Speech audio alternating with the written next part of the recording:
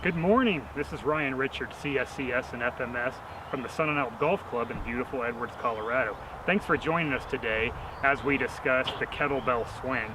Today I'm going to show you the technical nuances to the kettlebell swings, how to program this wonderful movement into your exercise program, show you some novice mistakes that are common when you're learning it, and also talk about weight progressions as you get stronger with the movement. Before you start using weight with the kettlebell swing, it's imperative that you use your own body weight first. Right now I'm going to show you how to get set up for a proper swing. The most important thing before you use a kettlebell swing is to learn the proper hip hinge. The proper hip hinge just requires that you put your hands right in your hip crease, get your feet hip width apart, bend your knees just slightly, and what you're going to do is break your hands in your hip crease by pushing your butt backwards.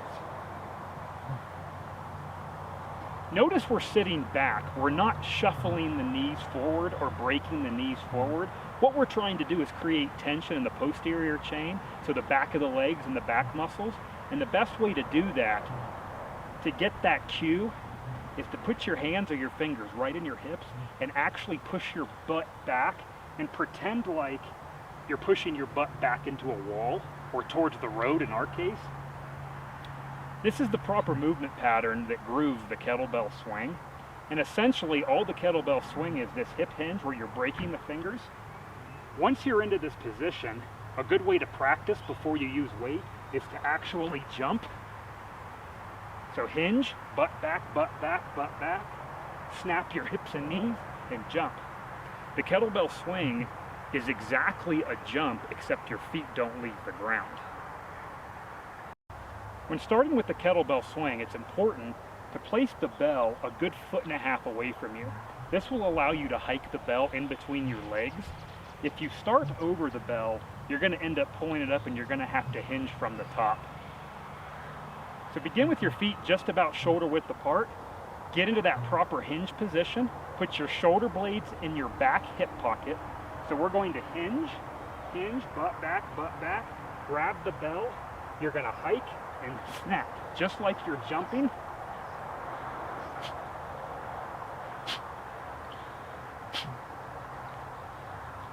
Common novice mistakes when people learn this initially is to turn it into a squat. Right now I'm going to demonstrate the improper way.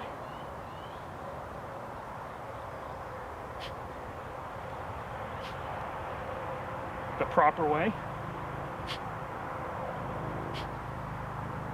Improper way.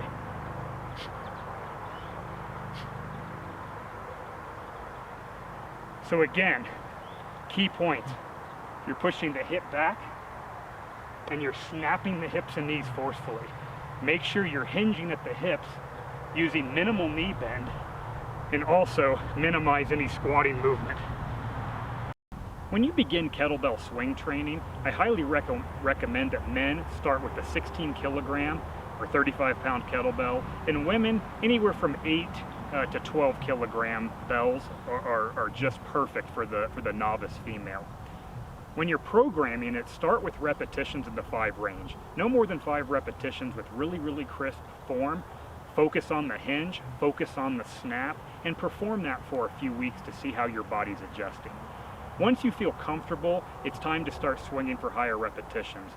One of the best ways to do this initially is to do an interval of 15 seconds on, 15 seconds off for maybe up to a few minutes. As you become more comfortable with the swing, you can increase the interval time, increase the total length of time. Also noteworthy, before you start any sort of kettlebell swing training, it's imperative that you're able to touch your toes first. If you can't touch your toes, we need to screen you and do some corrective exercise beforehand, as this lack of mobility or flexibility could put undue stress on your lower back. Thanks for joining us today. We'll see you next time.